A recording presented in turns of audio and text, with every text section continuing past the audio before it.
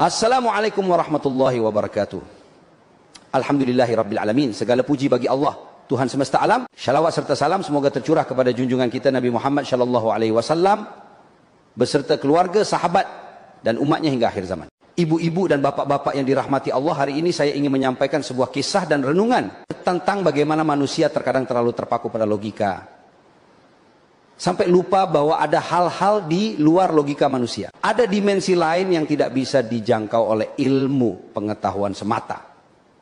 Saya punya seorang teman, ia lulusan fisika, pintar, logis, dan sangat rasional. Bahkan bisa dibilang, ia hampir tidak percaya adanya Tuhan. Ia terlalu percaya bahwa segala sesuatu harus bisa dijelaskan dengan hukum-hukum alam dan teori ilmiah. Hingga suatu hari, hidupnya berubah karena satu peristiwa. Teman saya ini bekerja sebagai pengantar jenazah. Suatu malam, saat ia sedang membawa jenazah dalam mobil jenazah, tiba-tiba keranda di belakang mobil bergerak sendiri. Tidak ada yang menyentuh, tidak ada guncangan. Tapi keranda itu bergeser dengan sendirinya. Ia melihatnya dengan mata kepala sendiri. Bukan mimpi, bukan halusinasi. Saat itu, ia terpaku. Ilmu fisika tidak bisa menjelaskan itu. Hukum gerak Newton tidak bisa menjelaskan kenapa keranda bisa bergeser tanpa gaya luar. Ia mulai berpikir, mungkinkah selama ini ia terlalu sombong dengan akal, lupa bahwa ada hal-hal yang tidak bisa dijelaskan oleh rumus. Ibu-ibu dan bapak-bapak yang dirahmati Allah, ilmu fisika, astronomi, dan sains adalah ilmu yang luar biasa. Tapi sehebat apapun ilmu, ia tetap punya batas. Al-Quran dalam surat Al-Baqarah ayat 3 mengatakan, yaitu mereka yang beriman kepada yang gaib. Artinya, iman itu mencakup kepercayaan terhadap hal-hal yang tidak bisa kita lihat, tidak bisa kita ukur dengan alat, dan tidak bisa kita uji di laboratorium. Dunia gaib itu ada. Jin, malaikat, ruh, alam barzah, semua itu nyata. Meskipun belum bisa dibuktikan oleh sains. Dan itu bukan berarti salah. Justru itu menunjukkan bahwa akal manusia memiliki keterbatasan. Ketika manusia terlalu sombong dengan logika, kadang Allah beri sedikit bukti dari dunianya yang tidak terlihat, agar manusia kembali merenung. Maka dari itu jangan jadikan ilmu sebagai alasan untuk meninggalkan iman.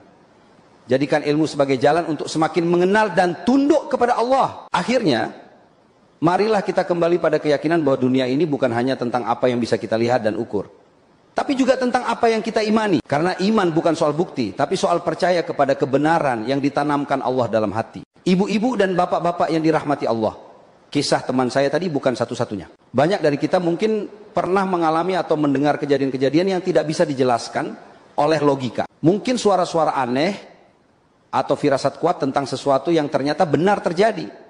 Itu semua adalah bagian dari dunia yang disebut gaib. Para ilmuwan bisa membuat teleskop yang melihat bintang jutaan tahun cahaya jauhnya, bisa menciptakan AI, bisa menghitung usia planet.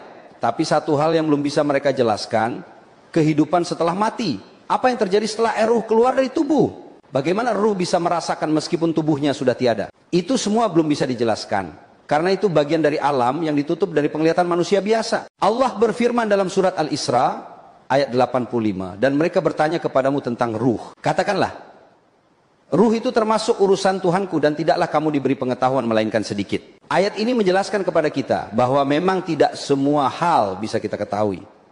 Ilmu pengetahuan kita terbatas. Bahkan Nabi Muhammad SAW pun tidak diperintahkan untuk menjelaskan hakikat ruh, karena itu adalah urusan Allah semata. Ibu-ibu dan bapak-bapak yang saya cintai karena Allah, jangan sampai karena ilmu kita, karena gelar kita, karena pemahaman kita terhadap fisika dan matematika, lalu kita mengingkari Allah. Justru ilmu harus menjadikan kita makin tunduk. Bukankah semakin kita belajar, semakin kita menyadari betapa kecilnya kita dibandingkan ciptaan Allah. Bintang-bintang di langit itu jaraknya jutaan tahun cahaya. Lubang hitam bisa menelan cahaya. Galaksi yang jumlahnya tak terhitung. Lalu kita hanya segumpal daging di satu planet kecil bernama bumi. Apakah kita pantas sombong dengan akal kita? Teman saya yang tadi itu sekarang berubah. Setelah kejadian itu, ia mulai belajar agama lagi.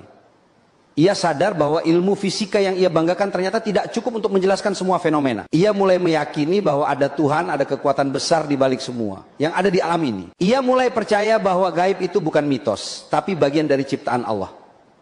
Ibu-ibu dan bapak-bapak yang dirahmati Allah, mari kita ambil pelajaran. Jangan tunggu sampai Allah tunjukkan hal yang menakutkan baru kita percaya.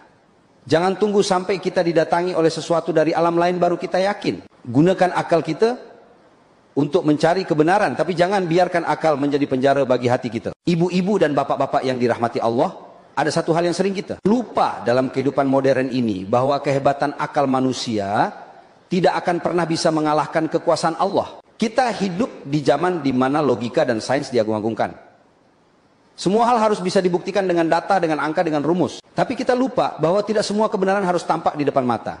Kita percaya gelombang radio meski tak terlihat. Kita percaya oksigen meski tak bisa disentuh.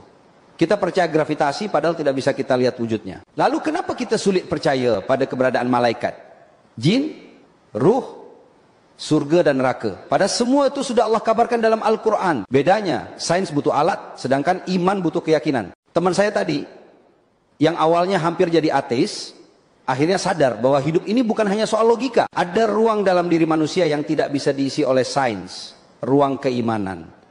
Karena saat manusia hanya hidup dengan logika, hatinya akan kosong, jiwa akan gelisah, tidak ada kedamaian. Tapi saat manusia menyatukan antara ilmu dan iman, maka di sanalah muncul hikmah. Dan hikmah lebih tinggi nilainya dari sekadar pengetahuan. Ibu-ibu dan bapak-bapak yang saya hormati, mari kita renungkan sebentar kita. Sering sibuk mengejar dunia, belajar ini itu, kerja siang malam, bangga dengan teknologi.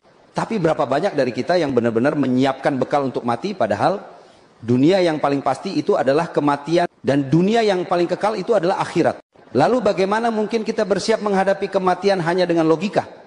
Bagaimana mungkin kita menghadapi alam kubur hanya dengan ijazah dan teori? Di sana tidak akan ditanya, berapa IP kamu? Atau apa jurusanmu? Yang ditanya adalah, siapa Tuhanmu?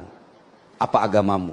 Siapa nabimu? Pertanyaan-pertanyaan ini tidak bisa dijawab oleh otak, tapi hanya bisa dijawab oleh hati yang penuh iman. Teman saya, setelah kejadian gaib itu menangis.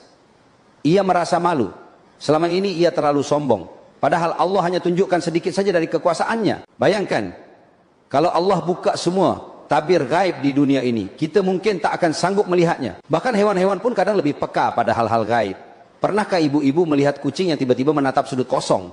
Atau anak kecil yang tersenyum sendiri atau menangis saat melihat sesuatu yang kita tak bisa lihat? Itu semua adalah tanda bahwa dunia ini lebih luas dari apa yang mata kita lihat. Ibu-ibu dan bapak-bapak yang dirahmati Allah, jangan pernah lelah belajar, tapi juga jangan pernah lalai dari iman. Jadikan ilmu sebagai jalan menuju Allah, bukan sebagai alasan untuk menjauh darinya. Karena ilmu yang tidak diiringi dengan iman akan membuat seseorang semakin tinggi kepala, tapi kosong jiwanya. Mari kita didik anak-anak kita agar cinta ilmu dan cinta Allah.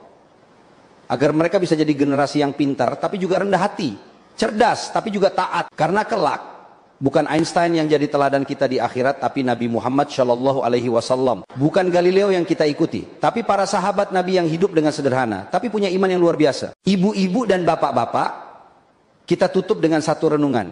Jangan pernah mengukur segala hal dengan akalmu, karena akalmu pun adalah ciptaan Allah yang terbatas. Tapi ukurlah dengan iman, karena iman itu yang akan menyelamatkanmu di dunia dan di akhirat. Wallahu alam bisyawab. Wassalamualaikum warahmatullahi wabarakatuh.